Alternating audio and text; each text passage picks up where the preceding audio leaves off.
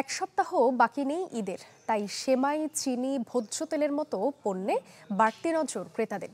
স্বস্তির খবর হলো বছর ব্যবধানে কেজিতে অন্তত 50 টাকা কমেছে সেমাইয়ের দাম। চিনি, কিশমিশ এবং গুঁড়ো দুধের দামও বাড়েনি এবার। উৎসবের খুশি হবে নগদে বেশি, কারণ ঘন্টায় ঘন্টায় আছে গিফট জেতার সুযোগ। ঈদের আবহ পুরোপুরি এখন নিত্যপণ্যের বাজারে। ক্রেতাদের বাড়তি ভিড়, বেচাকেনাও বেশ। যোগানের সাথে দামও সহনীয়। দাম নিয়ে নেই তেমন অভিযোগও।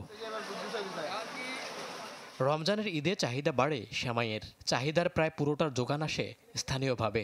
বাজারে মানভেদে খোলা সেমাই প্রতি কেজি বিক্রি হচ্ছে 80 থেকে 220 টাকা পর্যন্ত। বছর ব্যবধানে কেজিতে পণ্যটির দাম কমেছে অন্তত 50 টাকা। লাচ্ছি সেমাই কিনছিলাম তখন আপনার 250-300 টাকা করে কেজি নিছে গত বছর, আর এই বছর এটা কিনলাম 200 টাকা কেজি, 180 টাকা কেজি। বাজারে যে দাম 15 বছর আগে এত সুন্দর, খুব সুন্দর, দাম অনেক কম। ব্যবসায়ীরা বলছেন, সেমাই তৈরির অন্যতম উপকরণ ময়দা ও ভোজ্য তেলের দর কম থাকায় যার ইতিবাচক প্রভাব পড়েছে সেমাইয়ের দামে।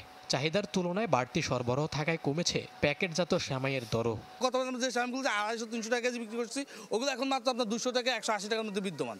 সয়াবিন তেলের দাম কম, ময়দার দাম কম, ওই কারণে মনে হয় যে দামটা ওরা বানায় দেখে এরপর ওইভাবে ছাড় দেওয়া বিক্রি করছে। ঈদের আরেক দরকারি পণ্য চিনি ও পোলার চালের দামও নিম্নমুখী। টিসিবির হিসাব বলছে বছর ব্যবধানে কেজিতে 20 টাকা কমেছে চিনির দর। বিক্রি হচ্ছে সর্বোচ্চ 120 টাকায়। আর খোলা চিনি গুঁড়া চালের দাম আগের বছরের মতো স্থির থাকলেও প্রতি কেজি প্যাকেটজাত চালে কমেছে অন্তত 10 টাকা। গত বছর আমরা পোলার চাল যেটা খোলাটা আমরা 120-25 টাকা সেল করছি, এখন 115 টাকা বিক্রি করা যায়, আর একটু নিম্নমান হলে 105-10 টাকাও সেল করা যায়। গত বছর এবার চিনি সরবরাহ অনেক ভালো, দামও কমছে এবার। বাজার যেটা সেটা হচ্ছে যে খুব বেশি যে ঊর্ধ্বগতি তাও না, আবার নিম্নগতি তাও না, অ্যাজ ইউজুয়াল। এদিকে সংকট কেটেছে বোতলজাত সয়াবিন তেলের, আর খোলা সয়াবিনের দামও কমেছে খানিকটা। মইনুল হাসান, চ্যানেল 24, ঢাকা।